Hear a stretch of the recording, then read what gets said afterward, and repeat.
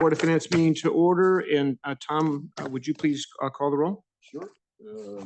Board of Finance meeting, October 8th, 7 p.m. Calling the roll. Tom Schulte here. Todd LaViere. Here. Michael Chen. Here. Chris Labrie. No, it's not. Here. Victor Alvarez. Here. Maria Weingarten. Here. Bob Hamill. Here. Colin Dobbin. Here. James Yao. Here. Nick Matrakis. Here. We got a seat, Nick, for Chris. Yes, motion to seat Nick for Chris. Yeah, motion. Bob Hamill motion, Michael Chen second. All in favor?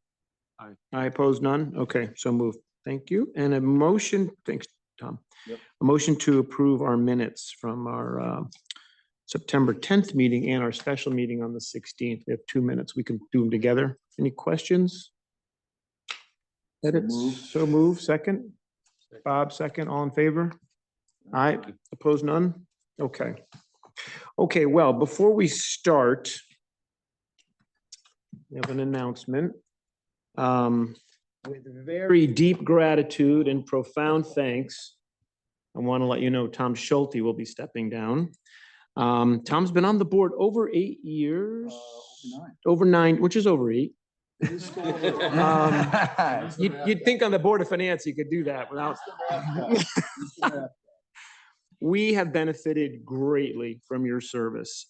Pension fund management, contracts, various real estate transactions, support for our schools, support for public works, support for fire, safety, emergency services, the WPCA, the library, and the COVID response. You have been unbelievable.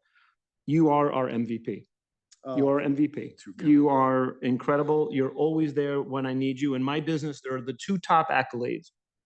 You can be a partner's partner, and you can be an irreplaceable pro. And you're both. You are a partner's partner. You are always there when someone needs you. Send you a note, give you a call, ask a question. Tremendous counsel, tremendous input. And I thank you, our board thanks you, and our town thanks you. So Tom, thank you so much for everything. You get the last word. Yeah, well, hard to follow that. Look, it's obviously been an honor and privilege. It's what a great opportunity to serve the community, right? And I think one of the things that I'll always take from this is, you know, how absolutely committed this board is to the best deal for this community, right? Just what is the best deal? And we're not afraid to discuss, to try to understand, to debate, probe and challenge when it made some sense, suss out the context, and to strike balances when it made sense to do that. So it's been a privilege, and I wish I could stay longer, but you know, Duty calls. Yeah, duty calls, and a fresh pair of eyes on these things is always kind of a nice thing for the larger board. And so, no, it's been a good ride. All right. So thank you. Thank you. Thank you very much. Okay, do you want to take a minute and give an update, or do you want us to do the Russell update and you want to come back? Your call. I know you're just running in. I don't know. Yeah, there's not much to, I mean, there's a lot going, sorry.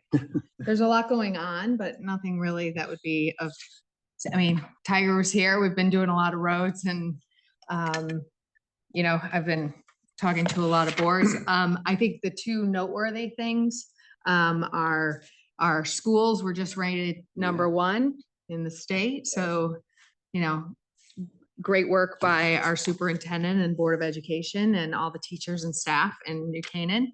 And also, our finance department won 2 awards from the GFOA. So we won for financial statements and in 2023, and Josh won for budget presentation in 2025. So And best beard. He had, it was best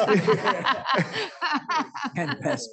We're all just Congratulations. Yeah. That's just well done. spectacular. Well Yeah. done. Well done. Well done. So that's probably the most noteworthy to be reporting right now. I sent a note to the superintendent. I said, you know, this is a multi-year, if not multi-decade project to get to be #1. You know, we were top 10 for probably 15 years in the top 10, top 6, top 3, top 2, and we could never get to #1. And it's just what you just said. It's a recipe. You have engaged students, you have engaged parents, you have great administration, great teachers, wonderful facilities. I mean, you know, the students are certainly very actively involved in so many ways, and you have money. And the town is incredibly generous in thinking about the investment we have to have in our public school systems. It's an investment we make in the next generation, and there you go. And I know everybody should be really proud. You know, not that there's anything wrong with being 2 or 3 or 5. Anything in the top is great, but really a testament to great administration and as you said, wonderful assets around the town. So, okay, thank you for that. All right, well, to turn it over to you both. Welcome, and we look forward to an update. And does anyone need a copy? Does everyone have one? Okay, I'll turn it over to you. Very much. I just want to check in on time. How much time would you like us to spend? 6, 7 minutes? No, you've got, look, it's your first time here. We haven't had an update in a while. How much time did you want to take? 20 minutes is fine, 25. We're in no burning rush. It's not a terrible agenda. This is really important. We do have a new manager. Exactly. We don't have, exactly. Take your time, do it right. This is important to us. We're proud that we're overfunded. We want to keep it that way. You know, we're proud that we don't have to pay out the full amount every year because we can let our assets take care of the, you know, that's our moral responsibility, right? It's not just a financial one, it's a moral one. We believe in it. That's what we're not overfunded for by accident. It's through amazing leadership and management and sticking to the game plan for 25 years. And, you know, here we are. And so, so you'll share with your thoughts. And again, you know where we're coming from. Great. Yeah, and it's a testament to leadership. Not all plans and not all towns are in that fortunate position. And we serve as co-fiduciaries alongside you to ensure that you're going to maintain that strong position. So I'll just give you the quick brief update. I'm Rich Nolan. I'm the client CIO overseeing the relationship and the strategy of your pension plan, the OPEB plan, and the Marcelli Scholarship Plan. Justin Owens, who joins us from our Seattle headquarters, is the head of our asset allocation department. So he's very much in charge of building the proper asset allocation, tailor fit to the needs and customized for your portfolio and your plan. And then Jackie Pedraza, who I believe is online, but yep, we can see the presentation there. She serves alongside me as the account executive, works on the operations and the administrative side as well. So we'll hear from each of us in terms of the varying different agenda items that we have. There's an agenda here on slide 2. I'll cover each of these very briefly, but sure. So I'll give you the quick 60-second overview on who Russell Investments is. I'll cover a couple of executive summary points. Jackie will touch on the conversion and the transition over from your prior legacy Vanguard platform over into Russell's platform. I'll of course touch on the portfolio, the plan metrics over the past 2 months that we've been managing the plans. And then the focus of our presentation will be on what we call a strategic review, which is identifying the most appropriate long-term asset allocation for the retirement plan. So that's where we'll spend the bulk of our 20 minutes. And with that, I'll jump right into it. I'll give you the very quick overview on slide 4. And I know there's just a number of stats here, but just to give you the who is Russell Investments, headquartered out of Seattle, Washington. We have about 20 offices globally. I work out of our New York office. I'm born and raised in Fairfield County, so I'm right up the road in Fairfield. This is a nice, easy commute for me. We manage about $300 billion in assets. We advise on over $1 trillion in assets, and we've been in business since 1936, so doing this for about 90 years now. Our primary focus is on the OCIO market. That is an acronym for the Outsourced Chief Investment Officer platform that we utilize on your behalf. The intent there is to serve plan fiduciaries, serve committees and boards overseeing these types of pension plans. That's our primary focus in our business model. And the way that we do that, flipping to slide 6, is a 3-pronged effort. Skipping over 5 onto slide 6, I'll just draw your attention to the 3 bullets on the top. It's through developing the strategic advice, ensuring that you have the right strategy in place, the asset management, which is executing on that advice. And then again, the third part of that on the right-hand side of slide 6 is the administration and ensuring that the operations are sound and tailor fit to take as much off your plate as possible. I have an executive summary slide. I'll flip right over to slide 9. Couple of pages in here, but if we just flip to slide 9, this is the key takeaway as we meet in the future. If there's one slide that you need to tell you the whole picture of the story, the whole story, the whole picture, this is particularly for the retirement plan, the pension plan, a number of different important aspects on the left. You'll see the major asset class targets to varying different asset classes on the top left, the performance of the plan over the 1 month and since inception, and you have the market value reconciliation on the bottom left.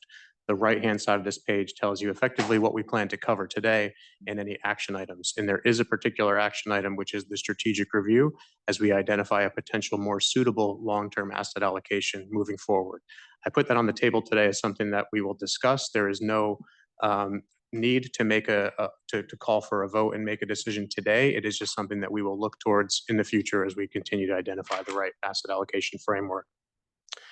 Slide 10 for your reference is a couple of major market and economic highlights as we view the world, and the main watch points and the key takeaways. The U.S. equity market up about 21% year to date. It's been a remarkable 2024. That's not to say that there aren't risks, there aren't watch points in the way that we think about our portfolio. A few of those are identified on the right-hand side of this page. Sticking to our time, I know moving fast, and I'm happy to take any questions. But that said, we did want to touch on the conversion. And with that, Jackie, if we flip to slide 12, I'll hand it over to you for a few minutes on what that looked like and what the status is as of today. Great, sounds good. Thank you, Rich, and thanks everyone for the time today. Just plan to give a very high-level overview, but happy to go into any more specifics or detailed questions you might have. But essentially, the transition, as Rich mentioned at the beginning, we've taken on the role of the outsourced chief investment officer, and that transition also included taking on custodial and payroll services, moving from Vanguard to Russell Investments. So that started with the investment transition, which occurred in early to mid-July for each of the three portfolios, moving from Vanguard mutual funds to the Russell institutional funds. And you can see the asset values that came over for those transition dates. And then in terms of the custodial and payroll services, we began taking on cash flows into the portfolios starting on July 1, and for payroll services took that over starting with the September payments, all of those through a partnership that we have with State Street to help support some of those services. So that's very typical for the assets to transition over and the payroll services to follow shortly after, as there's a lot more steps involved in that process. But all of the initial accountings have been posted out for the town out on our website for easy access there. And all of the reporting, initial reporting is out there as well. So overall, very successful transition for each of the portfolios, but happy to take any questions. It should be noted that the town's view is that the transition went extremely well and required perhaps more effort and input from the Russell team than we otherwise would have anticipated. So we were pleased with how that all went. So big thank you. Thank you. Great, good to hear. Thank you, everyone. Go ahead, Bob. Yeah. Well, we kind of flipped quickly past, I think, one of the key points, which was custom benchmark. What is that benchmark? Is it disclosed later in here? Presumably that's going to drive our whole, what we're shooting for. Yeah. I don't know if right now is the time, but I'd love to hear more about that. And happy to. So it's if we're looking at slide 9 for reference, the custom benchmark is referenced there. It is weighted exactly to the policy weights of the asset classes that you have exposure to. so right above it. Correct. Those are the actual weights. So 39.8 is an actual weight, but to give you the full context, you have a 40% target to the US large cap equity space. Correspondingly, your custom benchmark therefore has a 40% target to the S&P 500 index, which is the representation of that. Just to take it one step further, with a 2% target to small cap, there's a 2% target to the Russell 2000 index within the custom benchmark. So fully apples to apples. I know custom benchmark can mean a lot of things, but in that sense, it's fully weighted appropriately across the portfolio. And then international equity is the EFA or something? That's correct. The MSCI EFA index. Yep. And that's 20. What's our actual target? You said 23.2 here, but is it 23? Yep. And then and a 35% weight to the Barclays US aggregate benchmark to represent fixed income. The ag. Yep, that's right. Thank you.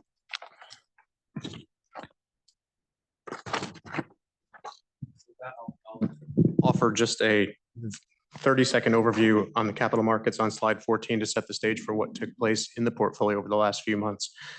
Just to orient you on the slide here, varying different colors represent a number of different asset classes. Just to draw your attention to one, the US equity market is represented through the dark blue line. shorter term time periods on the left, you'll notice the third quarter was an extraordinary quarter with the US market up about 6%. That was simply an extension of what has been the last year. As you flip over towards one column to the right, the US equity market up about 36% for the 1 year period. It's been a remarkable 1 year period across the board. As you'll note, a number of different tall bars there across varying different asset classes. US equities leading the pack. Over the 3 year period, slightly smoothed out, as it's worth noting that 2022 was a very difficult period across equity markets. 2023 and 2024, we've seen that bounce back, and I would be remiss not to mention the tall blue bar all the way on the right-hand side of the page. US equity markets over a 10-year period up over 13% annually every year for the last decade. That has been the clear outperformer across the world. It has been an exceptional period for the US equity market.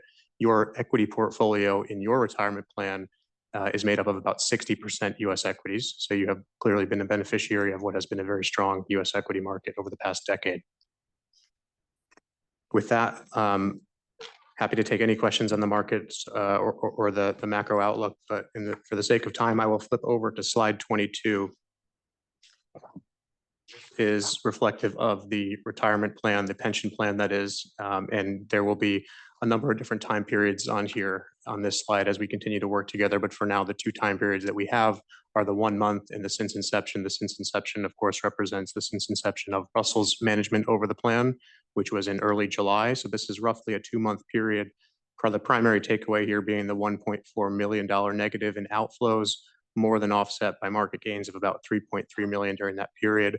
The $175.9 million balance that you see on this page is as of August 31st. As of yesterday, the most recent update is about $300,000 north of that at about $176.2 million. So not that dissimilar from what you see on this page. If we flip to slide 23, with the point made earlier about the policy weights, just to be clear, and with my apologies, the policy holding and the actual holding names there are flipped, but the numbers are all correct and aligned. But you'll notice the policy holding representing a 65-35% split, 65% of the portfolio invested in equities across US large cap, US small cap, and internationals. That's the growth engine for the portfolio, the primary driver of returns moving forward. 35% of the portfolio is in US fixed income bonds. That's the volatility reducer, the balancing, the ballast going forward. That breakdown of those asset allocations is exactly what will be the focal point here in just a few moments as we look to opportunities to potentially explore diversifying that and balancing out an additional risk return profile. Excuse me, just quick question. Who decided on the policy percentages, holding percentages? Who said it? Yeah, who set the policy? That's based on the IPS, the investment policy statement that you have in place today. Yeah, we said, yeah. Although in a moment that we might be revisiting. Okay. That's right. Yes. Yes. So we'll jump into that in just a moment. The last few notes I'll make on slide 24, the performance over the periods where we've been managing the investments. This is all on, you can see both on a gross and net of fee basis, the portfolio up about 4%, matching in line with benchmark relative expectations. We have, excuse me, similar slides on both the OPEB and the Marshallese Scholarship Plan. One thing that I think is worth noting, if we flip ahead a few slides, on slide 35, I think this is a strong representation of the philosophy behind Russell Investments and the way that we manage money and manage the portfolios for these plans. Bearing with me, I recognize this is a busy slide at first. What you're looking at here, each column that you see is one of the underlying funds that you have exposure to. So just to use an example here, all the way on the left-hand side of the page, the dark blue bar, that is the US large cap equity fund that the Marshallese Scholarship Plan invests in. You'll notice that it's not only Russell Investments who are the money managers within that fund, but there is a diversified set of underlying money managers within it. Our view is that no one money manager is the best in the world at everything. So we have a manager research department that scours the globe to find the best in the world at each individual specialty. We then contract with them and work with them as to build multi-manager portfolios. So again, just to use the example that you see on the left, Brandywine, Jacobs Levy, JP Morgan, William Blair, those are all large cap money managers that you have direct exposure to. And this slide gives you a example of the breadth of diversification that you have across money managers in the world. I like to say it's not just Russell Investments stock and bond pickers. you're getting the stock and bond pickers for who we identify to be the best in the business. I do use this example because these are all active funds, and so it gives you the representation of what a diversified active portfolio looks like. However, we do also utilize fully passive funds, for example, in the retirement plan. And my apologies for skipping back and forth, but I thought that this set the stage quite well. If we flip back to slide 25, we have the same exhibit for the retirement plan. And on slide 25, utilizing only passive funds, you'll notice there is a single money manager in each of them. For example, BlackRock is the underlying money manager utilized on the passive side. The benefit of Russell's structure is through the scale, as we typically get better pricing for these BlackRock index products than you would otherwise get going directly to the source as well. So again, a benefit of the scale of our solution. With that, I will pause, see if there are any questions on what we've reviewed thus far. Otherwise, I'll yield the rest of my time to my colleague, Justin Owens, who will cover the asset allocation recommendations for the retirement plan. Okay, thanks, Rich. So I'm Justin Owens. I'm responsible for asset allocation within Russell Investments.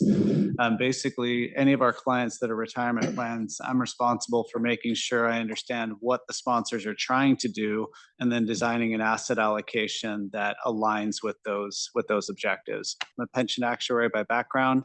That's how I started my career, and now I do all the asset liability forecasting for our company. So just to give you a brief overview, we have supporting slides for this, and I've got dozens others that I could provide to you. But basically, just to give you a high-level overview of what I'm seeing, Todd, you mentioned before the responsibility for keeping the plan fully funded. When we look at asset allocation, we're not just looking at expected returns. The expected return in isolation doesn't mean much unless you put it in the context of how well funded the plan is. So when I looked at the asset allocation, I forecasted the funded status over the next 10 years and how much you would actually have to put in for contributions over that time period. So that's the lens that I'm looking at. Yes, I ran expected returns. Yes, I ran expected volatility, but it was all about making sure that the plan stayed better funded. Over the last however many years, you've been in an allocation that's 65% in equities, 35% in fixed income. You've benefited greatly from how well U.S. equity has done over that time period. Looking over the long term, we do think that we're close to where we want to be with that split, but we're recommending that we dial back the equity exposure a bit from a 65% exposure to equity to a 60% exposure to equity, 40% in fixed income, still benchmarked to aggregate fixed income. So that's the first recommendation. That'll help reduce the volatility. That'll help maintain the funded status over time. The second recommendation is looking at other asset classes, still highly liquid asset classes at this point, to try to diversify better. With Vanguard, you had basically 3 funds, which gave you good exposure that generated a lot of return over time. But there are other ways that you can manage the risk through diversification, and we're recommending getting into other asset classes. For example, a specific allocation to emerging markets, where we think there's good growth potential. Also, a higher allocation to U.S. small cap, and then also a dedicated allocation to global equity, so that a portfolio manager can look at what they prefer in terms of U.S. versus non-U.S. versus EM and so forth. Not an overwhelming part of the portfolio, but about 25% of the overall equity exposure. And I'll just offer the visual. If we flip to slide 44, the best representation here. Yes. One question on that page. Yes. Go back to 38. Do you mark this, do you whatever bent it here this afternoon when I went through it? Why July 23? I don't understand that profile page. Is that? Right, July 24. Real data that So we received. this is just the actuarial information, the most recent valuation. Okay, so we don't have, Do it every 2 years? Yeah, that's when Hooker Okay. did theirs. So we don't really, we don't have an estimate as to where our status is. Well, You have an I estimate? put an estimate in. So it's usually, it'll usually take an actuary 8 or 9 months after the valuation date Yeah. to complete a full valuation. But part of what I do with my pension actuarial background is take this information, roll it all forward so that we have a reasonable estimate for where things could be at different points in time, 10 years into the future as well. I just wondered with the transfer to you, was curious if we did an update, a refresh and have a current profile baseline as of July of this year or even September, but maybe not. I can go back to what my projections suggest, but there's also, each time the actuary does evaluation, they look at how many retired, how many died and so forth. So there's typically a gain or loss at any one point in time. I can do an approximation for you, but your actuary may also be able to provide. What is best practice on doing that full pension actuarial profile? Is it 2 years? Is it 1 year? Is it? For doing the actuarial evaluations? Like, no, it appears we last did it July 1st, 2023. Best practices, when would you expect that to be done again? Well, typically, if they're done every year, are they done every year or is it? For July of 24, got it. Correct. Okay, and it takes 8 months, okay. Yeah, we Got it. just haven't. So gotten it yearly. yet. So Okay. that's Hooker and Holcomb. And we'll have that in for our budget. Oh, yeah, we need to. Yeah. go through it. Yeah. We'll need it. Yeah, okay. Please, thank you. Thank you. So all that's taken into account. But yeah, if you want a visual for some of the things that I'm recommending, that's on page 44. At a high level, the first shift is the shift to the 60/40, as I mentioned. The next step is introducing new asset classes, the different exposures in public equity. Also, 2 other new asset classes, listed real estate or REITs, and listed infrastructure. These are still public companies that are primarily focused on either real estate or infrastructure. There's diversifying potential there as well, but there's also good potential for excess return that's been demonstrated by the managers, that is beneficial to our clients. So that's the, yeah, go ahead. What about commodities? We have had commodities in our portfolios over time. It was just in the last couple of years that we started scaling it back. It hasn't generated the kinds of returns that public equity has over time. So while we still have it in some parts of our portfolio, it's not typically part of our model because while it does offer diversification, the return potential has not been demonstrated very well. Okay. And has the, since a lot of these are as of July, August, June, has the half-point rate cut of the Fed impacted your decision more than the expectation of a quarter point? Not in these types of recommendations, because for this, we're looking 5, 10, 20 years into the future. Our portfolio managers that are doing the individual stock selection, sector rotation and whatever, they're looking at those types of decisions. But when we're looking at overall asset allocation that we put in the investment policy statement, probably not. Okay. It's probably worth mentioning that, you know, this is a little bit of a journey, right? So we have previously been well served with our 65/35, and we could, at least in theory, continue to be well served with that 65/35. But there's some, I don't want to overstate, but there's some fairly compelling food for thought that's being presented by our advisors here that the RPAC, you know, we didn't take any sort of vote, but we certainly took into account what they were saying, and it makes a lot of sense. In other words, we had some exposure to these asset classes in the funds where we were. But the fact of the matter is we can get that same exposure and limit our risk, right, through this diversification. And so we thought that was fairly compelling.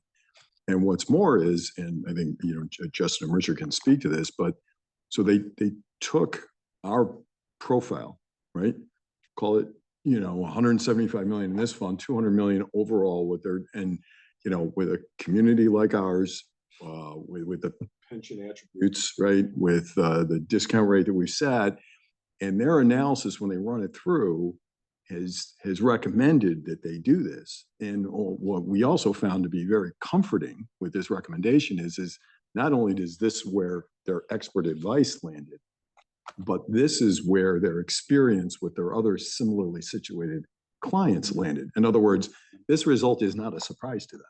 This is kind of where they think we should be. And again, we could do commodities, we could do Oriental carpets, right? There's all sorts of asset classes you go out there.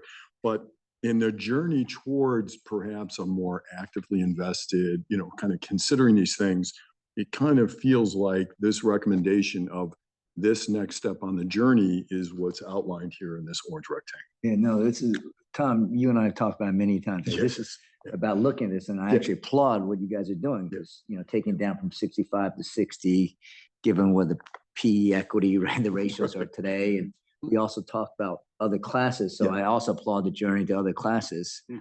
The one question I had, we had talked about a few years ago about alternative investments. Have you looked at alternative investments? We sure did. And in fact, we included the modeling for that Yeah. in the next two columns. So when we do this, a strategic review, we want to include our best advice, recognizing that everyone's on a journey and Right. it may take time to get to those steps. But for completeness, we have modeled the inclusion of private credit.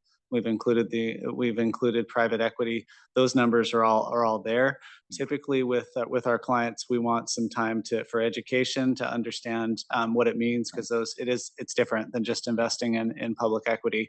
But absolutely, we want that to be an ongoing discussion, because similarly situated public plans, it's not uncommon to be in the alternative space. And we're talking to our clients. Some of them had already taken those steps. Others were educating. Others were introducing it. So we're happy to continue talking about all of those. For today, we think a good step will be to get into these other highly liquid asset classes, not too different from in terms of how you approach it as the public equity that you're in right now, introducing some active management where it makes sense. And then for sure, continuing the discussion on what else No, help this can help. is a great path you guys are on, so I applaud you for that, Tom. This is great stuff. The thing I encourage is to reduce the volatility, and having, alternative investments have, shown to at least reduce some volatility in the downside. Like markets, the US equity's done great, but you never know, right? Yeah, And yeah. there's that. We're big there's a- believers in alternatives. We're big Right. believers in private equity. It can help dampen the volatility Correct. over time. We've seen that demonstrated with our clients, and it Yeah. definitely shows up in the modeling that we have here.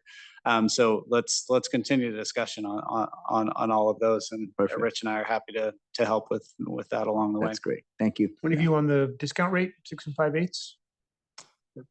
In the strike zone, or where you think we ought to be? So so that's a really good point, because on the first column, the current column, if you go down to the bottom section where it says 6.75, our capital market assumption suggests that the 6.625 is right in line with your current allocation. When or if you make an asset allocation change, it may be worth discussing with the actuary if it makes any sense to make an adjustment there. But certainly we think that the 6.625 is justified. We wouldn't need to, we see no reason to reduce it. And we actually include it on the bottom line here, the probability according to our capital market assumptions of achieving that over time. And with the recommended portfolio, that probability goes up. I'll also note, Todd, that we compare your discount rate compared to a number of your different peers and associated towns, and it's directly aligned with what we see across the industry. One other point that I'll make really quick is on the in terms of passive and active. Right now, you're almost entirely in passive. We are believers in passive for certain well-developed markets where it's hard for managers to achieve excess returns, such as U.S. large cap. Very few of our clients are invested actively in U.S. large cap. U.S. or non-U.S. developed is also can be a challenging market. Some of our clients are active there, some are not. We're recommending for you to stay passive in U.S. large cap and non-U.S. developed, but go active in the other asset classes where we think there's good excess return potential. Part of that analysis always also includes where is our fee budget, and we want to ensure that fees are being utilized in the most effective asset classes possible. So for example, paying active fees in the US large cap space is not something that we believe is worthwhile. It's not something that many active managers across the globe have demonstrated an ability to do. No, I found that fee budget. I love that. I'd love to just pick that apart a little bit without putting too much pressure on you. But explain that and what is it? I understand what a fee budget would be, but I'm Yeah. curious how you think. Happy to. So boards and committees often have a, if you will, a top level that they're willing to spend and what they're willing to go to.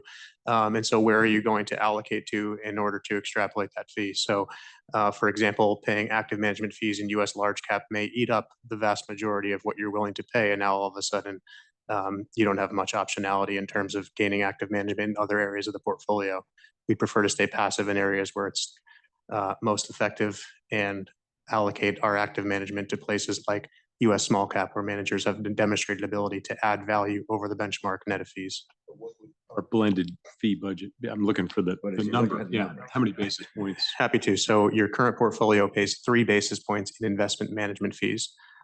The recommended portfolio outlined in orange would pay 11 basis points. The portfolios, as you move further to the right, go up from there. Understood. Yep. Nope, that's still very reasonable. And the quoted returns are net of fees. That's correct. And all of the numbers on this are net of fees. Any other highlights you want to share? That covers the main points for me. We are recommending maintaining the pension and the OPEB with the same asset allocation. Right now, we don't see a compelling reason to have them be much different. I guess one follow on to this. When would you anticipate making this move from our current to the, Whenever you're most comfortable doing so, that is our firm The RPAC recommendation. would need to, again, there's some discussions, we would need to, for example, make adjustments to our investment policy statement about how frequently we would rebalance because we have so many more asset classes that would require rebalance. Yeah. You know, there's just some administrative stuff. There's just a comfort level with, the new waters that we find ourselves in. But again, I think we were pretty unanimous in terms of, it was a compelling presentation on agree. what we have been considering for some time. You staying on the ARPA? Unfortunately, it's not the current plan. that's why he's leaving. Yeah, the gray hair. Getting out while the getting's good. Overfunded, killing it. Grants award. Number 1 school district. Oh, it's all adding up to me now. This is smart. You know, he is the MVP. He's the GOAT. That's amazing. Seinfeld episode, right? You gotta get out when you're ahead. Come out of here. So would that happen in the next RPAC meeting? Is that what you're The thinking? suggestion was to perhaps have another meeting kind of off rhythm. It's early days. We need to get comfortable and aren't quite sure how we work. We're not sure how best to utilize what's presented. So I think that's the idea, is to try to do that. So I think RPAC would get together and then come back and report to this board. We appreciate the fresh look. Yeah. And the input. That's great. I think affirmation of the things that we've been doing. Other questions for the team? No? Anybody? Okay. Thank you. Thank you very much. Thank you. Great to have you. Thanks for your help too. Thank you. Very much so. I was hoping you were going to tell me we're 119% funded, but I guess that's not for this meeting. All right. Up next, so Ann and Andrew. Hi, Andrew. Welcome. That's the key.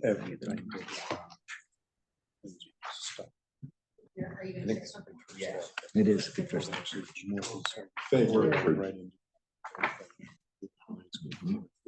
I'm thinking more. Maybe These guys are good. Yeah, it's good. Yeah, they're good guys. Yeah, it's the right one. Yeah. Yeah, exactly. You coming up here, Andrew? You could send the presentation to Tucker. Yeah, good.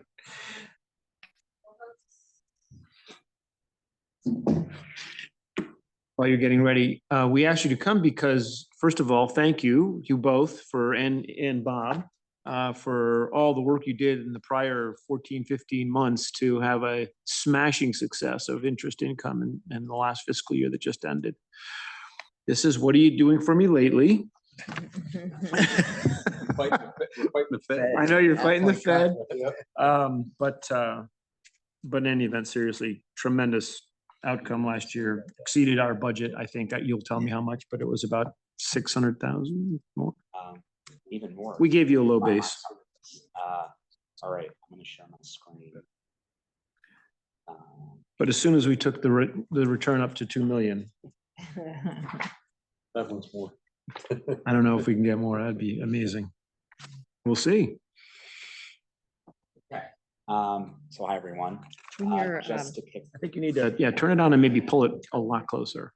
Yeah, hold it for a hot second. It'll work. There you go. Yeah. Yeah, that's it. green light. Pull it close. Terrific. Thank you, everyone. So what I'm showing on the screen right now, before I dive into our numbers, as you just mentioned, Todd, we just experienced a Fed rate cut. So we are now going down the slope that we had ridden to the peak in the last couple of years. So now we've dropped from a target rate of 5.25 to 5.5 down to 4.75 to 5. So the effective rate as of today is 4.83%.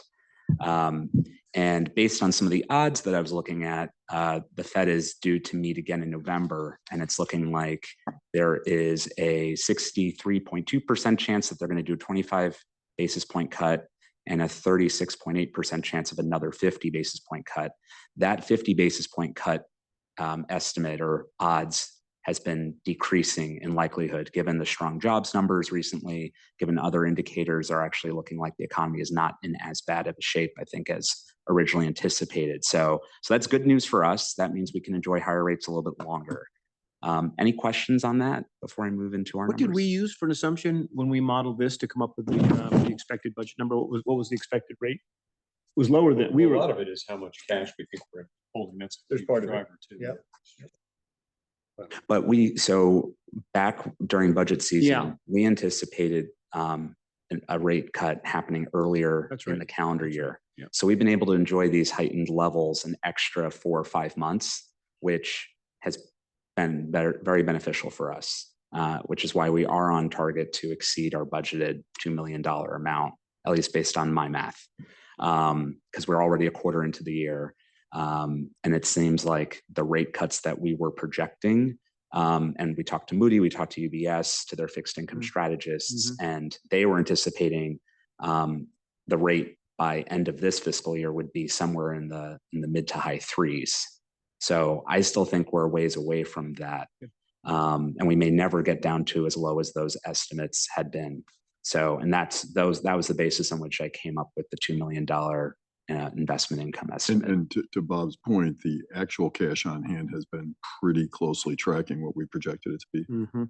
Yes, I would say so. You know, we are going to be doing another bond issue, I presume, early in the year, like we normally do, because we have been paying for the police station out of general fund dollars that could otherwise be invested. Yep. Now, and I'm going to get into it now. The good news is the interest rates at our banks, primarily Webster Bank, we're still earning as of September 30th over 5% in our main accounts, right? The T-bills that I'm buying at UBS, I'm lucky if I can get 4.6, 4.7 for short-term treasuries. So by keeping that cash actually available to pay our police station bills, we're actually earning more than we would have if we had locked it up in a treasury for a longer period of time. That's a high-class problem. That's exactly. So what I have here on the screen, and I will email this out to everyone, and apologies for not doing that in Can you advance. I can zoom in. take a swing? Yeah, try to make it a little bigger. So what I have on the second row here, these are the figures from last fiscal year, fiscal 24. And then what I have above that is fiscal 25. And I noted here the budget of 900,000 for fiscal 24. This year, budgeted 2 million for fiscal 25. Right. So just to show, I total up, down here from these are our primary interest bearing accounts. There may be very small amounts, I'm saying like in the hundreds, perhaps, from other accounts that I don't reflect here, but I didn't want you to go blind looking at that view. So I brought in the most, the key accounts that have most of the funds. And I do designate as well which ones have general fund dollars in them versus other funds like sewer or grants or capital projects at Chase. So when we look at the totals from last year, based on this, and again, this total does include sewer and grant interest, Mhm. right? And capital project interest. So we had over 2.5 million in interest earned last fiscal year. And if you were to subtract out the non-general fund, interest accruals, we were still, by my math here, still over $2 million. So we exceeded by more than 100% our budget estimate for the last fiscal year. So far this year, for the first quarter, we have these numbers. And so we're at 909,000 as of September 30th. So And we again- have, you have, this is that right? 686? Remember that. His So number- that's- his number up there includes. All sewer. funds. Sewer and Everything else. grant but- as well So as apples and general. apples, wouldn't be that. Gotcha. Those other funds, right, are used to pay other expenses, Right. right? They're Yeah, no, it's fine. I just want to make sure we're apples and apples. So Or this is more let's comprehensive. go, I'll view. go for the town. It's all good. Yeah. Otherwise, we And I did include as well the balances as of quarter for Q1, just so you can kind of see what we're earning these amounts on, again, snapshot point in time. We have seen a slight dip in the interest rates. At the end of August, we were still earning the same rate that we were earning last year, 5.12%. It dropped to 5.03%. So again, a small 9 basis point reduction despite the 50 basis point drop. Now that may continue to slightly go, trend downward, but historically bank rates tend to go down much slower than the Fed's rate cuts. Treasuries are much more impacted immediately by Fed rate cuts than the banks. Just like the banks are a little bit slower to go higher on, when rates are going up, they're slower as well on the reduction side. So again, that's to our advantage. The 1.99 for the pooled cash account, that was at 2.02%. That's a checking account versus a money market account. So that rate was always lower, but it only went down 3 basis points since the Fed rate cut. And then I have varies for the investment accounts because again, I own a multitude of different securities, treasuries. We still have some legacy hold to maturity U.S. agency issued securities that are yielding a bit less because they were purchased in 2020 when rates were at 0. But we're in a position to hold those to maturity and recoup our entire investment, not sell them for any unrealized loss.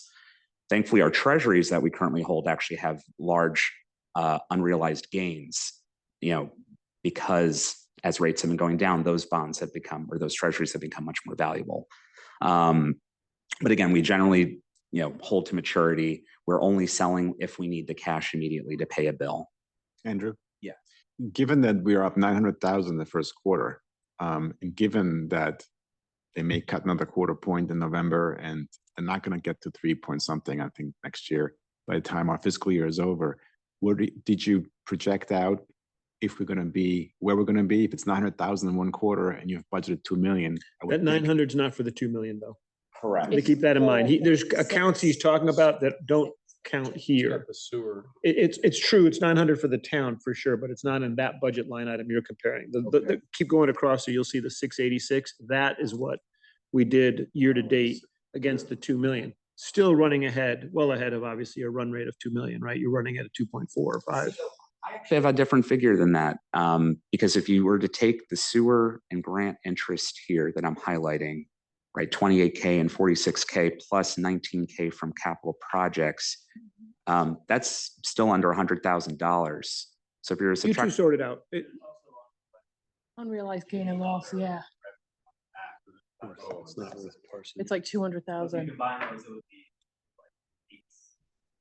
So you can't count that yet, obviously. No. Got it. We Okay, need to there's a bottom line difference. to us, but although I'm not including on anything unrealized in here. You This is sort out what realized. you're counting and what, some of it may be in what's called other revenues. There could be Mhm. some of your number that you're talking about in that line item on our P&L.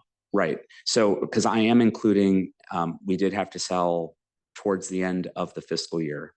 We did have to sell, although that would not impact these numbers here for this current fiscal year, but towards the end of the last fiscal year, we had to sell some treasuries in advance of their maturity date to come up with some cash to pay bills towards the end of the year, but we realized a capital gain. And so from the brokerage year. statement, I add that capital gain because that's considered income from our investment. So I add that with any interest and dividends that we Yeah, would it's not the regularly same line collect. item though. They can't call that capital gain interest income. Okay, so maybe that might Okay, account for the sort it out. It's a discrepancy. good news story. Just, there's probably a few Yeah. buckets that are on one side that should be in the other. It's okay. Yeah. I think your question though is still a good, very good one. Budget's 2 million. Apples to apples run rate 686 Q1 times 4 is not 2 million. So the point there is, and we had projected a lower rate. So do you have you don't have a forecast for apples and apples out of the? I don't have that Yeah. forecast, but I can get that to Yeah, you. okay, we should. that'd be Happy to great. do that. Should be a good story. That's a good question. And just note the level that Andrew has invested right now, that changes every 4 months. Because we give a 20 million extra that we normally wouldn't have, we give that out. And then we have to take it back by the time we start running down before the new tax season. So sometime in November, I'm gonna reach out to Andrew going, I'm gonna need 10 million here, I'm gonna need 10 million here to get me through the end of December. And then as soon as tax payments come in, then we'll funnel that money right away back. If the rates are better for him, otherwise we'll keep them in the money market. So that happens every, say, over a 6-month period before taxes come in. Every 4 months, I've got to start draining that 20 million. Well, you've worked together very well to manage that. That's terrific. Yeah, and I think it's been working very Yeah. smoothly. So we've been able to at least maximize our income while we have the cash right before we need to spend it. Yeah. We have some cash though that sits, or not, it's not cash, it's investments that sit at UBS and Janney that have been there for many years. And that as those T-bills mature, I just go and reinvest them because I know that Ann doesn't need that cash to pay a bill in a few months. So there's some funds, our general fund balance really, that keeps getting reinvested. But then what we've been doing in the last couple of years since Ann came on is we've been taking more money out from our, Webster bank account and moving that as well into investments and shorter term investments, usually 3-month treasuries, because we know we're going to need that money back eventually to pay a bill. The Webster accounts, checking accounts? So we have one interest-bearing Webster checking account, which is the pooled cash account here. That's the one that earns the slightly reduced rate of 1.99% now. But we are earning over 5% on our money market accounts. And again, those are not, to be clear, those are 100% collateralized accounts. And they are not investment. I mean, we're earning just a higher interest rate. You're usually restricted to 6 withdrawals a month, but I don't think that rule has come back into effect. They paused that during COVID and it's, but we're still careful to withdraw money from those accounts and move them into pooled cash when we know we have a big expense coming up, because we know that we can earn more in those money market accounts. Anything else you wanted to cover? I think that was everything, in case anyone was interested in kind of the breakdown of the investments, right? We have insured cash sweep. I have a little just breakdown of what's in our UBS and Janney accounts by security type. So you'll see very little cash in the accounts. I've already reinvested this 377,000 at UBS into another T-bill. But otherwise we have some CDs that I bought, perhaps in the past year. I'm finding that those rates are still not as ideal as treasuries. So I haven't been buying new CDs. I've been more parking them into treasuries. Okay. And then these agencies, this is that legacy set of, instruments we bought back in 2020 and even before that, that have a little bit of a longer duration. But they are, in the next 2 years, most of that is actually expected to mature. So we'll have that money freed up to invest in higher yielding securities. Maturity. I believe it's the US agencies.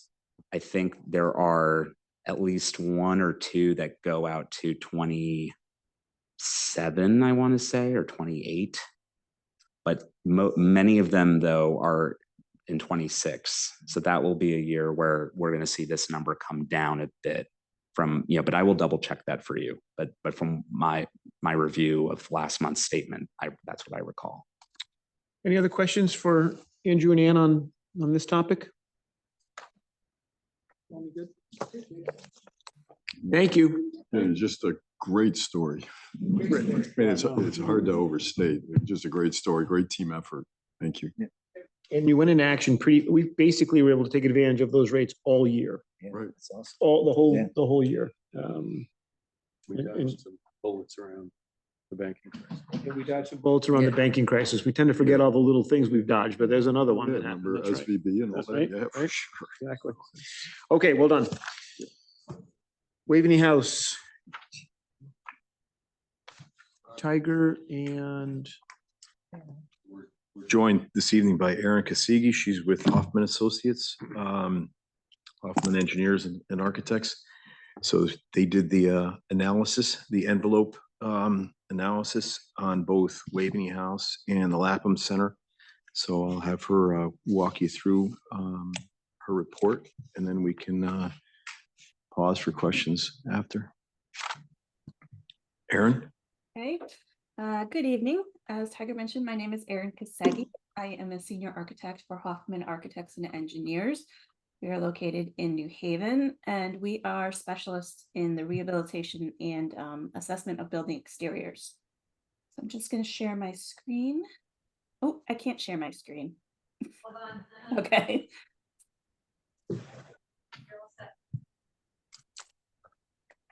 Okay. No, 1 second. Let me just move this up. I have too many screens open. Hold on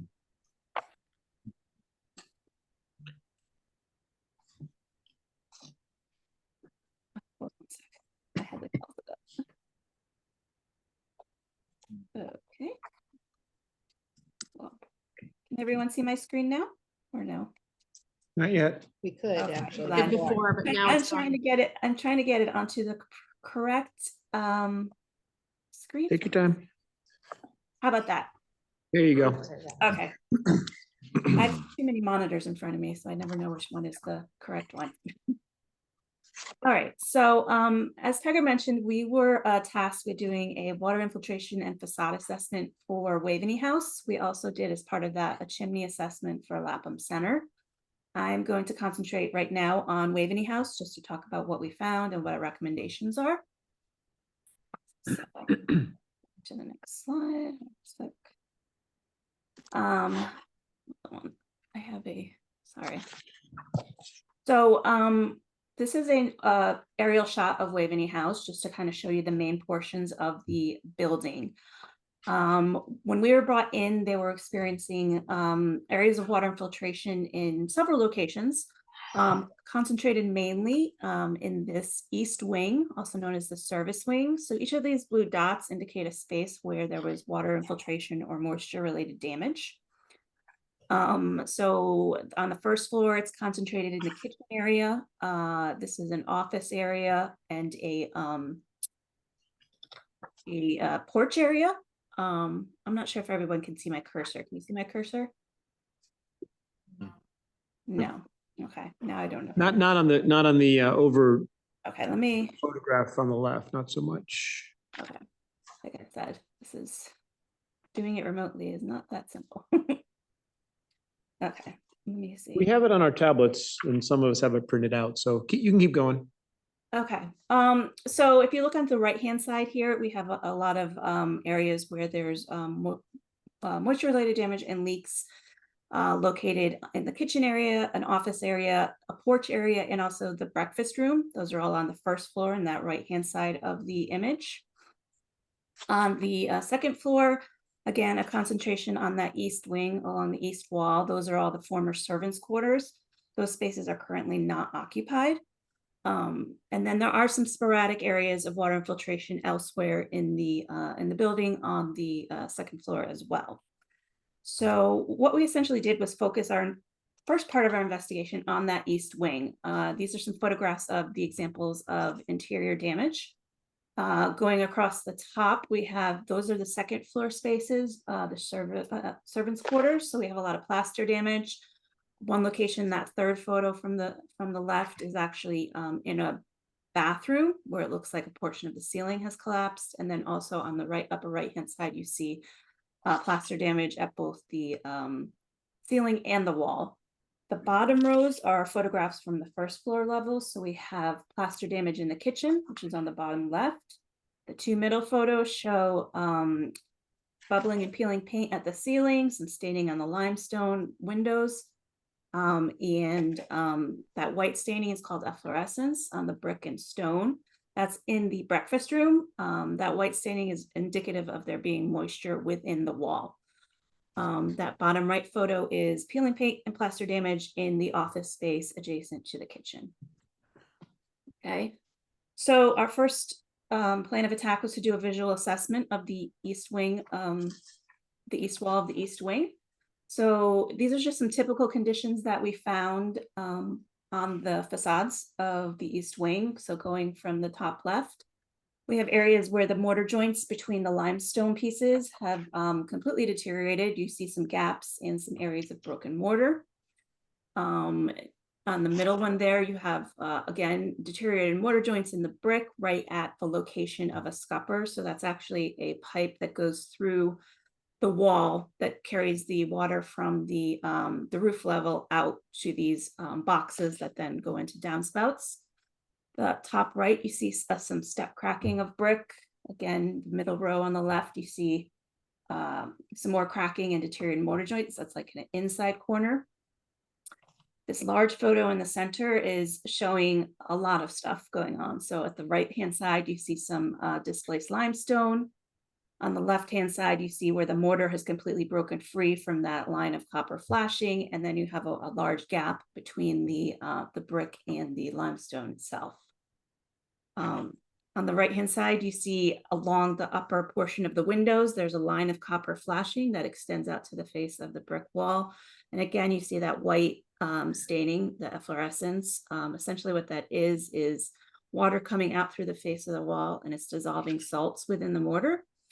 And then when it reaches the surface of the brick, the moisture dries off and you have the salt deposits on the exterior of the brick that remain. On the bottom left, you see there's some areas where we have spalled, broken limestone, deteriorated mortar joints. That's right below those upper windows, right below that line of flashing.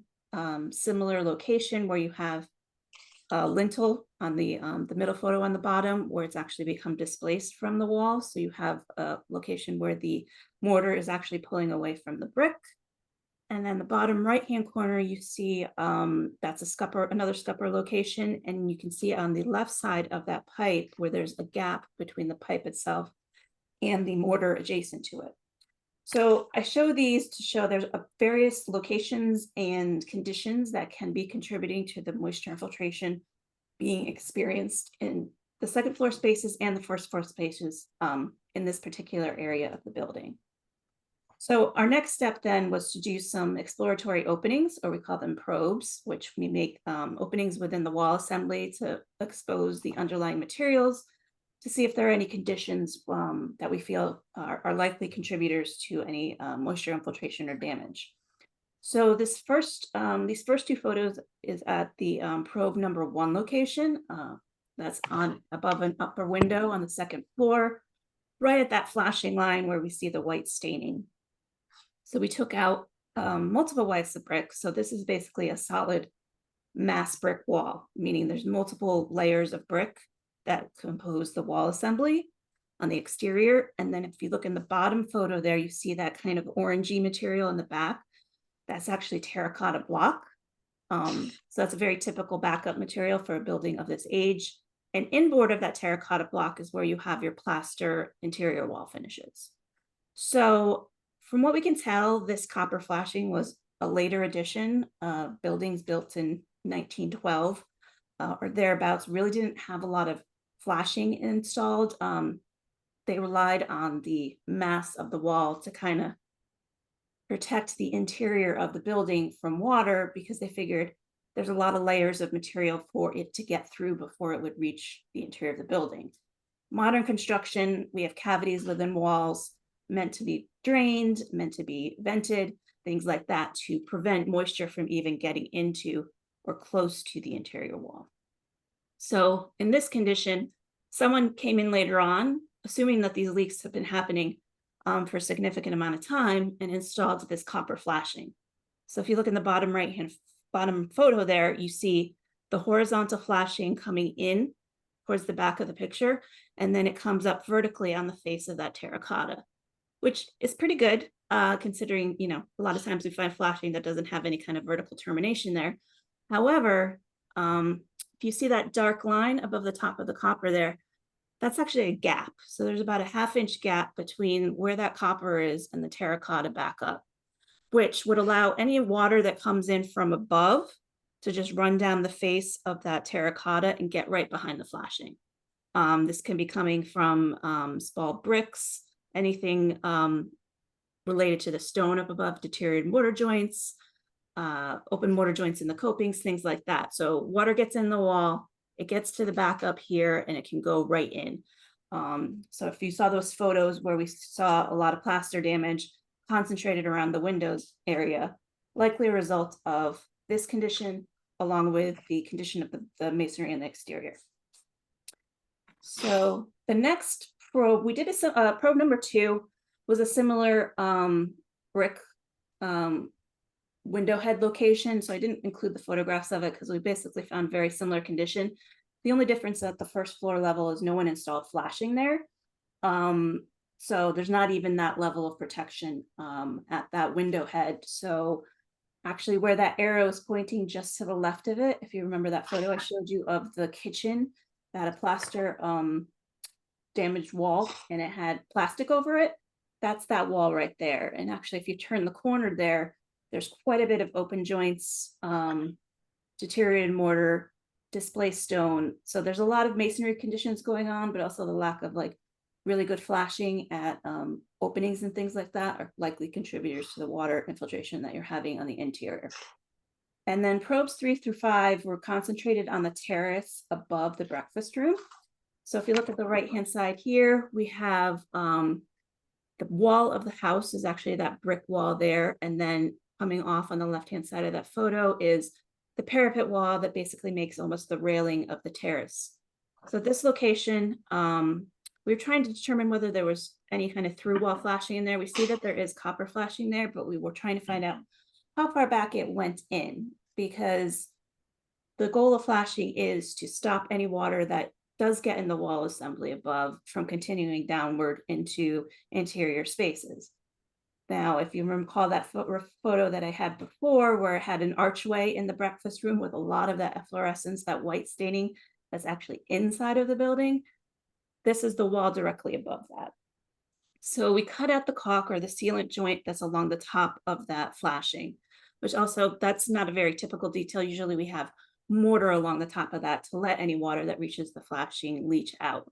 So with sealant there, that kind of prevents any water that does reach that flashing from getting out. However, when we open up that sealant joint, if you can see in the bottom photo, kind of in the middle, you see a little bit of copper there, like bright copper. So what it looks like is they literally just had maybe a 1/2 inch of horizontal copper and kind of tucked it in the joint. Because obviously for them to put in a true through wall flashing as part of that roof replacement project, they would have had to take brick courses out above in order to get back to the interior was a brick. So because we didn't see any evidence that the brick had been replaced, you know, we assumed that we would find that condition where the flashing didn't go far back, and that probe confirmed it. So just continuing on that terrace, we kind of turned the corner here to look at the condition of the flashing below the coping. Assumed that if the flashing didn't go inside the wall here on the building side, it was likely that had a similar condition where the flashing didn't continue underneath the coping. Typical detail is you have a continuous layer of flashing under the coping to prevent any water that gets between the joints from getting down into the wall assembly. So when we opened up this particular location, if you look at the bottom right-hand photo, cut that sealant out, that caulk line there, and that little foam rod, that's the backer rod that provides a location to apply the sealant to. Just to underneath that, you see that water drip. So there was actually water behind that sealant joint. So obviously water is getting in somewhere at that location. And if it's getting in somewhere at that location, it's likely getting in resulting in that kind of deterioration that you see in the interior wall of the breakfast room as well. So we continued further along that parapet wall and found, we cut open the clock sealant below the coping and found a similar condition where the flashing is just tucked in a little bit and has the slightest little bit of a vertical leg on it. So we also tried to see how the lead cap, which is that gray material on the upper right-hand side of that photo, how that was set in between the joints. So we pulled that up to see if it was fully bedded in a bed of sealant, which is the typical installation, and we found that it wasn't. So that's a potential source where water can get in under that lead cap, go into that joint, get behind the flashing, and so on and so forth, continue down the wall assembly, eventually resulting in damage below. So we continued on the facade of the building just to do a general kind of facade assessment, found very similar conditions to what we found on the east wing. These are just some conditions that we found on the other elevations of the house. So we go from, cracked mortar joints on the upper left. In the middle there, we found several locations where we have those bay windows that come out on the north elevation, where it looks like the roof was replaced later on and they ran a new copper sleeve through the wall to drain that roof, but they didn't seal off the opening in the stone around it. So actually in that photo, you can see in the back, there's actually a bird's nest right behind there. So that was pretty typical. You can see down in the bottom center, that's another condition where it's very similar. So again, those are locations right now, they're not leaking, but potentially they can.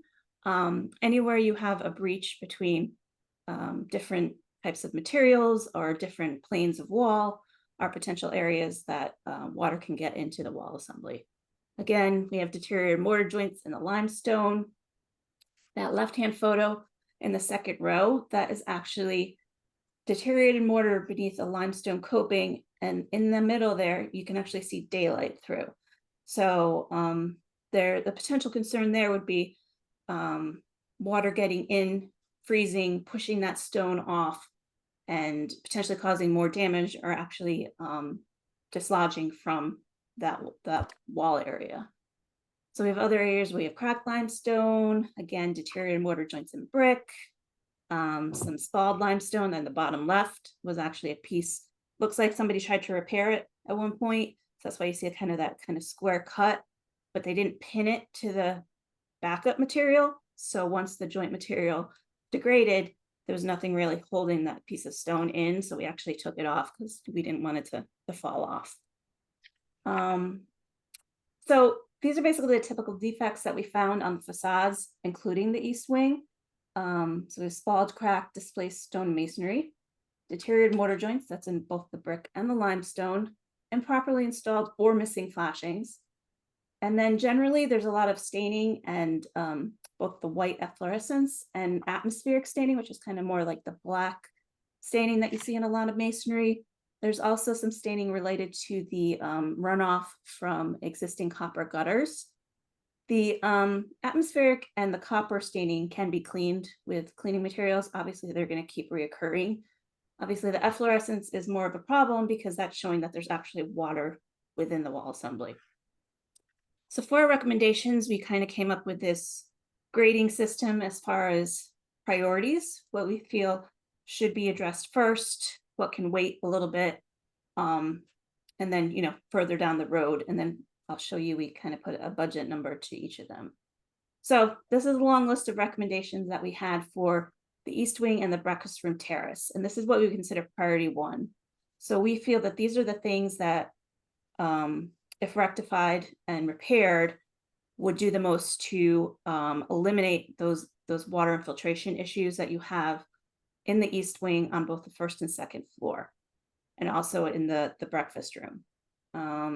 So I'm not going to read through this entire list, but basically it's flashing installation, mortar joint repointing, replacing cracked brick, replacing spalled brick, repairing stone, putting in new proper flashing along the window heads to actually drain that water out or stop it at least so it doesn't go into the wall assembly on the interior.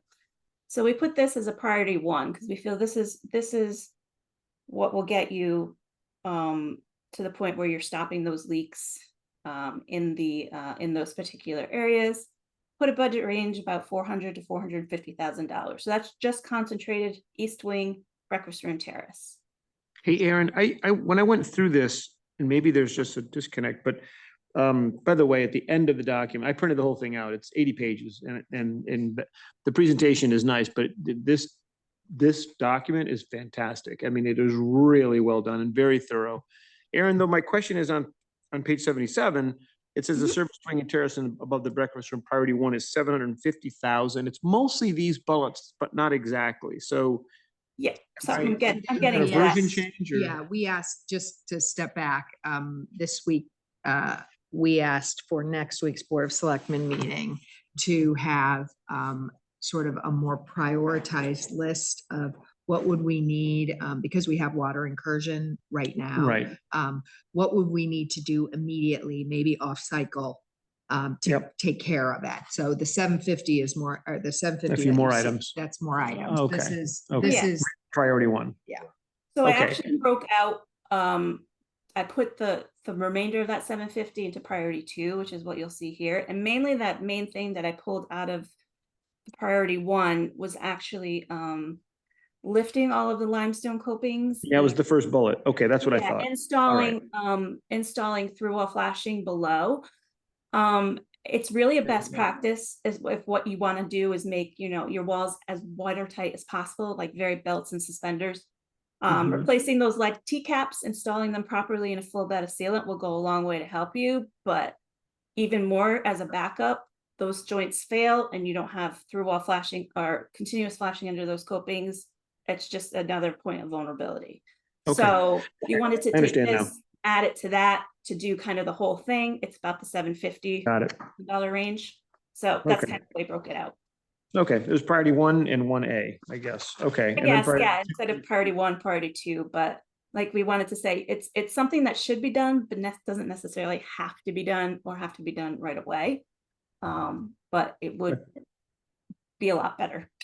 And the other priority two table was 2.9 million, right? That list? Right, so then I split it out. The main house stuff, obviously our focus was focusing on those particular areas where we had those leaks. So what I did was actually do pretty much the same scope for the main house, less the copings, because that would be Right. priority 4. So if you take the high end of the budget range here for all these items, and then you add in, the copings themselves, that becomes that whole kind of number that I gave you before. It was just trying to give you options. Still add up to 3.6? Yeah. Okay, it's still about 3.6 million, for everything. just broken out a little bit different Yeah, prioritizations. it's just broken out Gotcha. into different. And you'll different- look at the priority, okay. Yeah. Good, okay. Okay. Want to talk about Lapham? Yes, so as I mentioned, we did a chimney assessment for Lapham Center. What was happening here was you have leaks concentrated underneath each of these chimney areas. I didn't include photos of it, but it's in the report. Peeling paint, deteriorated drywall, typical things that you find when buildings leak. So what we did was did an assessment of each of the chimneys. Obviously, the chimneys are built in a similar, if not identical manner, and the conditions that we found were typical throughout. So what you have here is a solid, well, not solid because there are flues, but it's a fieldstone chimney with a cast chimney cap with terracotta flues. And then we were calling them parapet walls or side walls, whatever you want to call them, that come off the sides of the chimney that follow the slope of the roofs. Those again are constructed in fieldstone and they have granite copings on top of them with lead T-caps over the joints. So I was just trying to show in the upper photos kind of typical views of the chimney with copper step flashing that runs along the slope of the roof. You can see in the bottom left, the cast chimney cap have a lot of cracking. It's hard to tell in this photo, maybe I have a better one, but kind of that light color that you see there is evidence of several different cracks that are in this cast chimney. And then you have the terracotta flues above. Bottom right, you see the copper step flashing. We have a little bit of missing sealant along the top of that. And then if you look at the joints between the copings, you actually have moss growing in between and under the copings. So that's obviously indicative of there being moisture under there.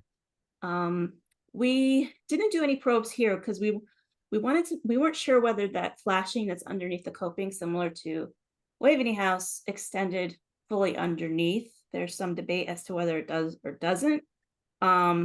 If it does, that's great, because that's, like I said, that's an extra layer of protection between the joints in the coping and the wall below. Because if you look at that lead T-cap there, not sure why, but that lead T-cap is supposed to extend out and vertically down the face of that stone. For some reason, it was cut. And you can see it's not really set or bedded in a full bed of sealant. So obviously, if that's not really serving the point of covering the joint, water can get into that joint. You can see with the moss growing there. And if the flashing isn't continuous, if there's any breach in the flashing, water can get into that wall assembly.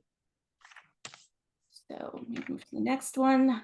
Again, that upper left, you kind of have a weird transition between the sloped wall and the vertical face of the chimney. That lead T-cap is not really doing anything. You can see the copper flashing down at the bottom of that photo. Really needs to extend up and fully terminate around there to protect that transition between the two different walls. So again, another possible source of water getting in. Not sure how that flashing is terminated underneath the coping. If there's any gap, water does get in, goes right underneath that flashing and into the wall. Upper right, that's a much better picture of showing you the deterioration of the chimney caps. We have a lot of cracking. Again, that beautiful white staining, or not so beautiful actually. That fluorescence showing that there's water within that material. And then you have some cracked chimney flues. The upper right, that one's cracked, but that one's actually, the two on the left and the right are actually fully filled in, assuming that, you know, they're no longer functioning flues. So still, if that's the case, you might want to consider removing those and installing a cap over the top of the openings just to protect that. Bottom left, with fieldstone, you have irregularly sized and shaped stones. So that results in a very irregular jointing pattern, but also varying widths of mortar. So you have a lot of areas where you have very wide mortar joints. Mortar's obviously softer than stone, obviously deteriorates faster than stone. So that's why you see a lot of these wider mortar joints failing. Obviously with fieldstone, there's really no way around it because it's meant to have that irregular look. So even on the right-hand side, you can see quite a bit of deterioration in the mortar, and even along that horizontal transition, similar to the upper left, the mortar material is completely missing, and it looks like there's some vegetative growth. Then you have some deteriorated sealant next to the lead T-cap. So there's a lot of things going on there, and none of them look great. And none of them seem to be doing like what they're supposed to be doing. So that's definitely a location where you have the potential for water infiltration into the wall.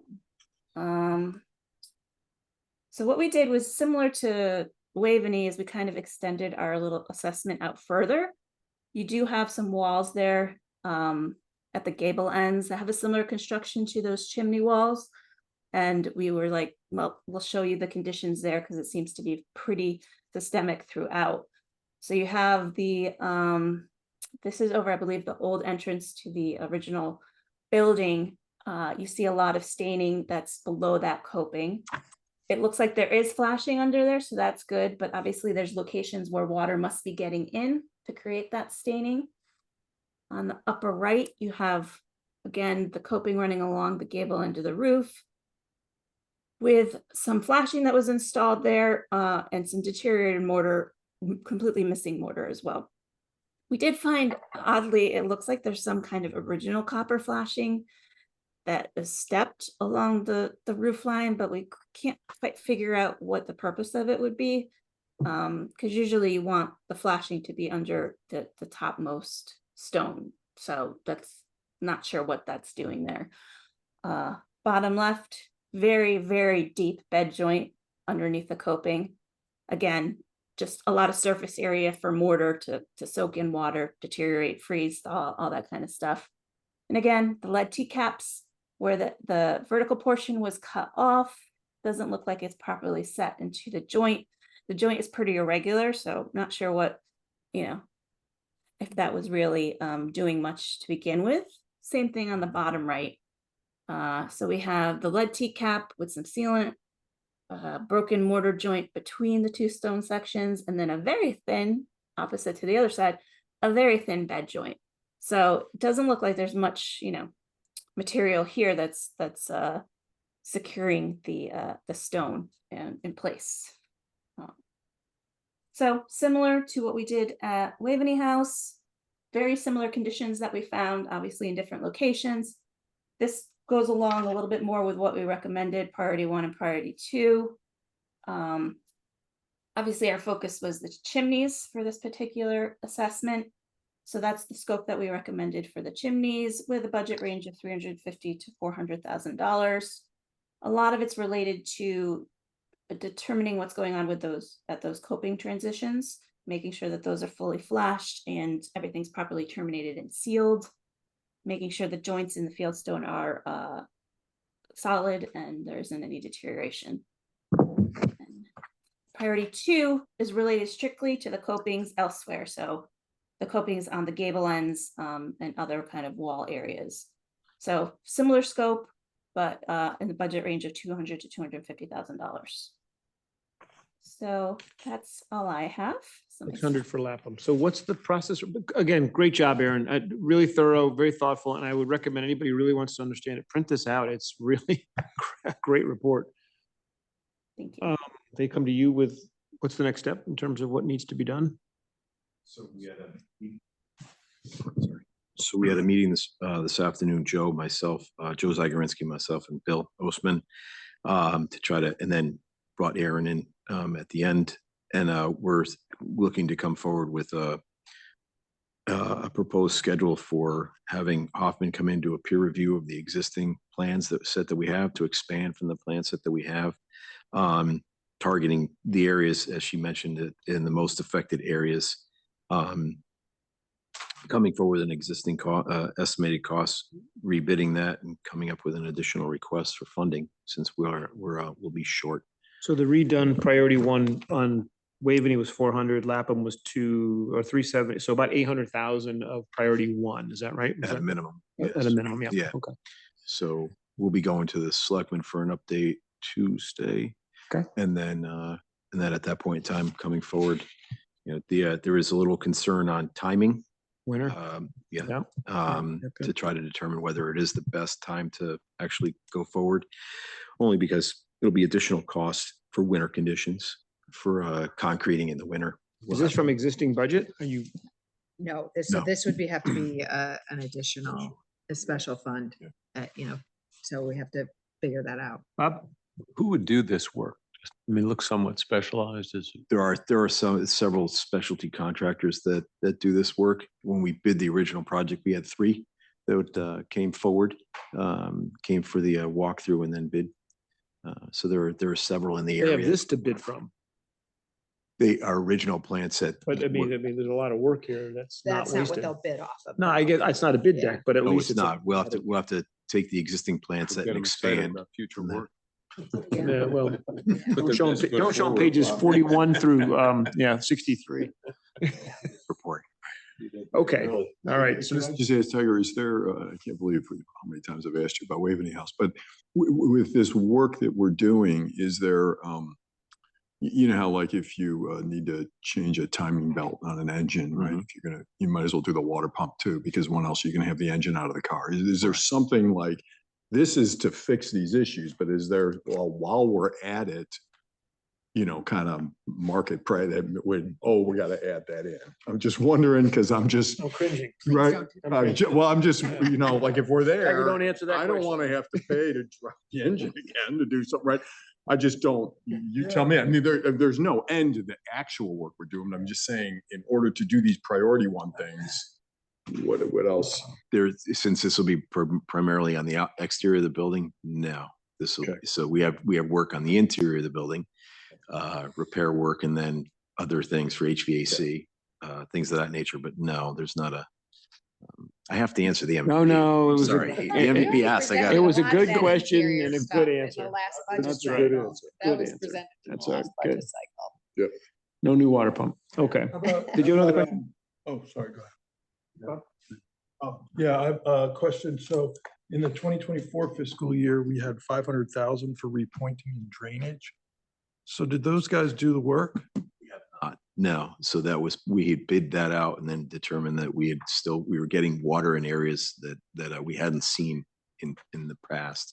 So the selectmen asked for us to come out and have a second opinion. That's why we had Hoffman come in, give a second opinion on an overall envelope review, included the roof of Waveney as well, and then Lapham itself, to then give us a second look at that point in time. And that's where we're at now, is that. So we have some monies left over from that allotment originally.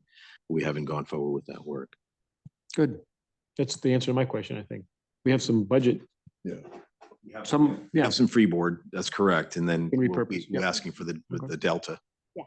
It's not all bad. To make sure that things don't get worse over the winter? That's one of the considerations that if we don't go forward right now because of the winter conditions, are there things we can do? So yeah, we can do some temporary caulking that would have to be removed later to actually do it with mortar, but we could do that to save, certain areas. Specifically the eastern side, which is getting the most damage, which is where the kitchen is and the breakfast room. Yeah, the So- that's what we're trying to avoid. I mean, I think we've been doing that for years on this building. And so we do these make fixes and it isn't coming at no expense to do these make fixes. And so now, this is the reason we did these evaluations, is that we want to get it fixed and not have these make fixes and just do it right and do it once and get it done. Regard for RFP, are those estimates conservative in the Hoffman report? That would be a question for Aaron. Aaron, yeah. I mean, You heard the question?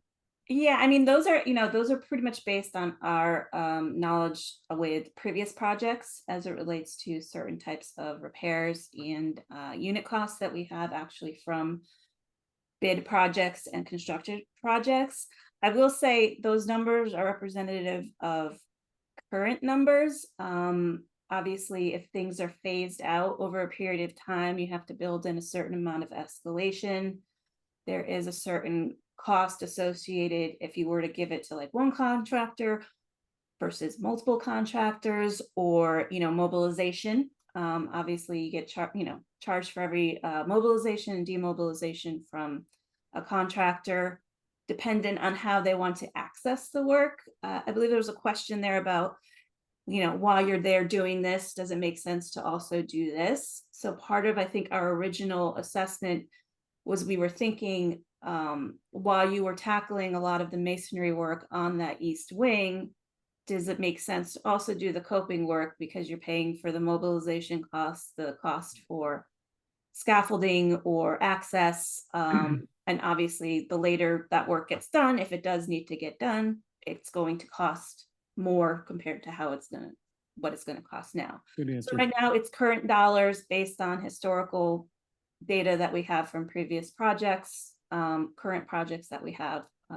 So it's not like a full, really nitty gritty cost estimate. It's more of like an opinion of based on our knowledge and based on what we saw of what we feel the construction costs would be for that work. Okay, anything else? Dean? Okay, Aaron, thank you very much. Tiger, welcome. thanks. Thank you. All right, thank you. Have a good night. I guess we'll talk about this in November. Maybe you might come to us for something. Yeah. I Yeah, mean, we're okay, gonna, we'll see. see how long we can. All right. can get done. Okay, let's move over to the financial update. And we do have nothing to approve. One thing to approve. Oh, didn't see that. Okay.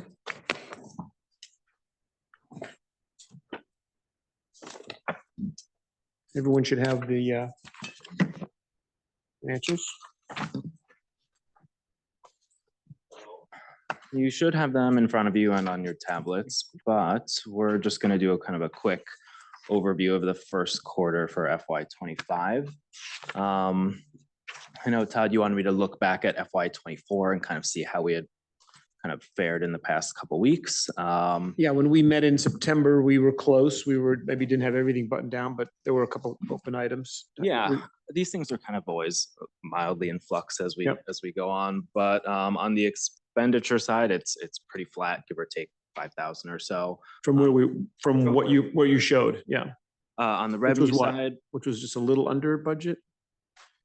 On the expense side, what was the number we were under? 2.6, 2.7-ish. 2.6 under on the spending, okay.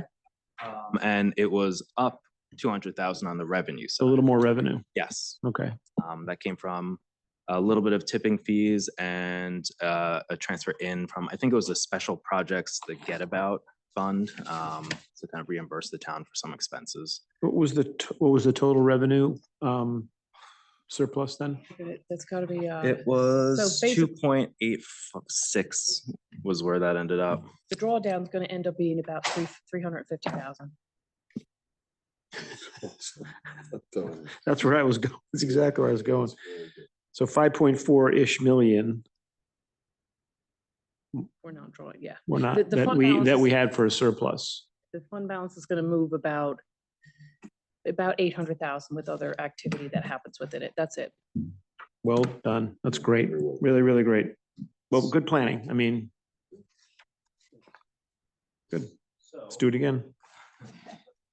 One for FY '25, just kind of starting on the revenue side, the overall revenue right now is at about 53% or 91.4 million.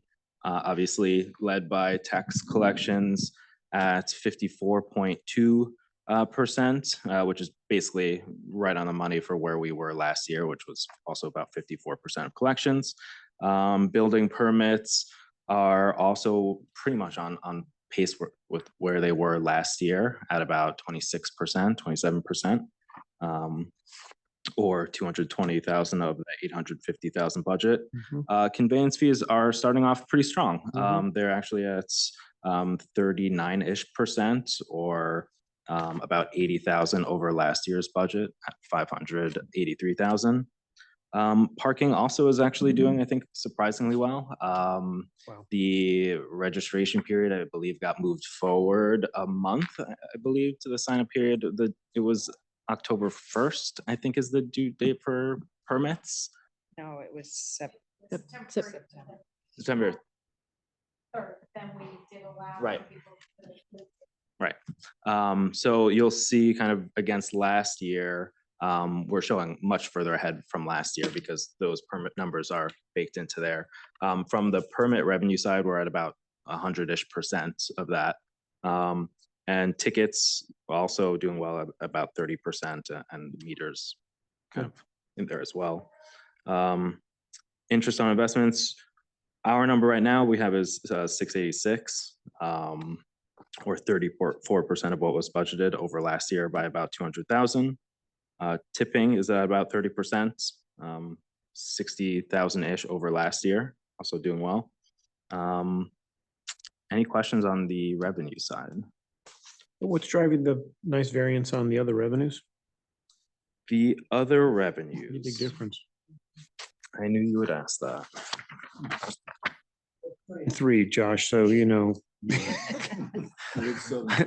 want to hit 7 figures, you're gonna get my attention.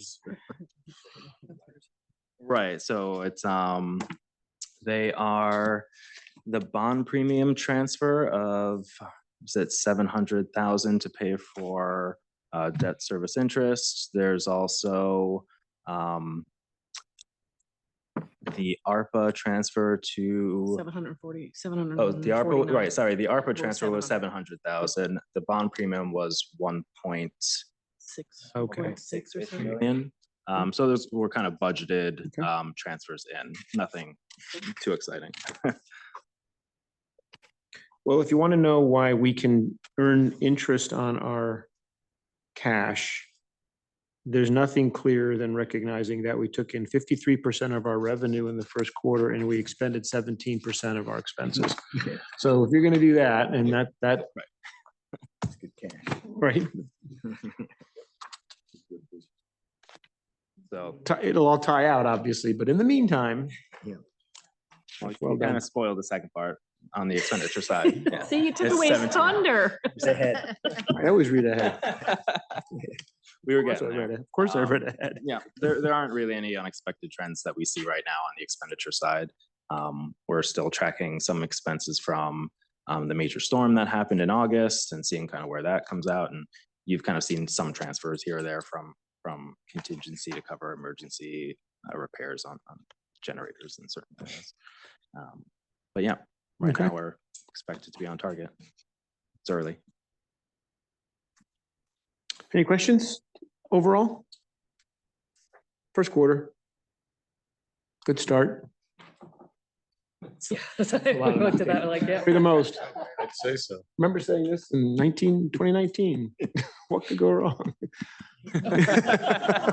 Oh, no. Kaboom.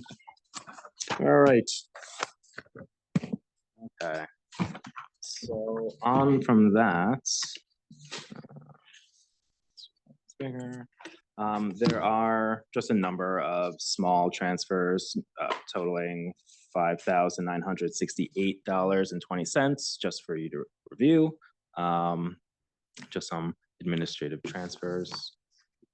And then there is one transfer for you to approve. This is a part of the capital projects for the Board of Ed.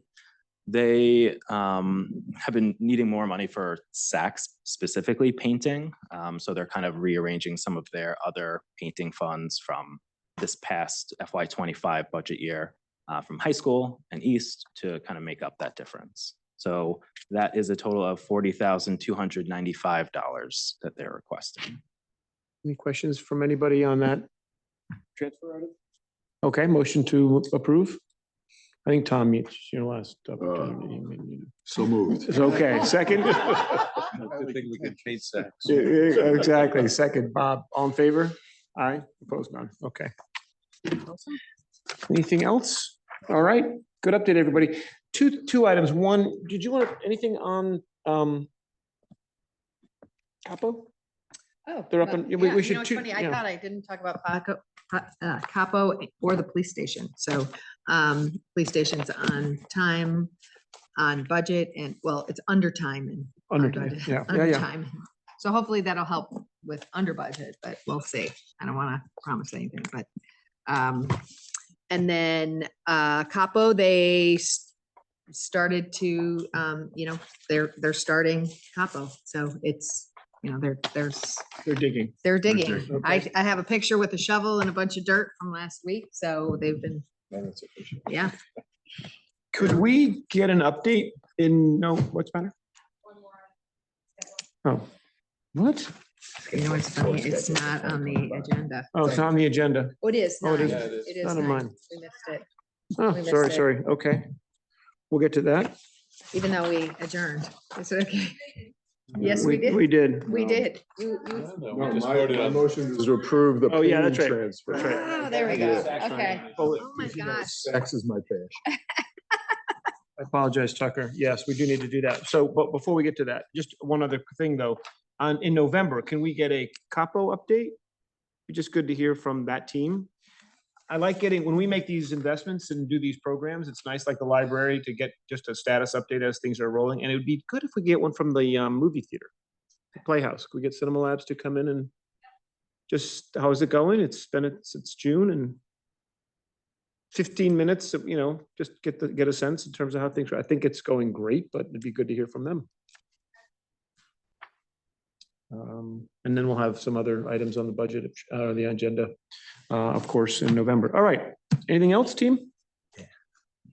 That's it. We'll call it a wrap. All right. So I need Julie, I know, I'm gonna do it. I'm gonna do it right now.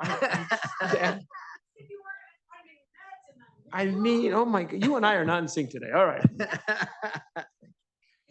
Has everyone seen the schedule for the 2025 board meetings?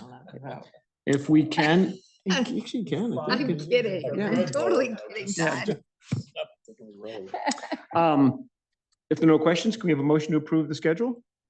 Can I just ask one question? Sure. So, I mean, we wait till May, June, right, to put through our actual mill rate and all of that. We load a lot of it when things are not quite baked yet for us. Is there any reason that we can't stagger it a little bit more? I mean, I'm not trying to upset the apple cart here. I'm just thinking, we do some comparisons with our town, with other towns, and they seem to be a little bit later in the cycle than we are. And What's your question? I'm not sure I follow you. Like what? Pushing back the budget to later. Start, spread it out a little bit more. So like, not crush it in, not- in February? right.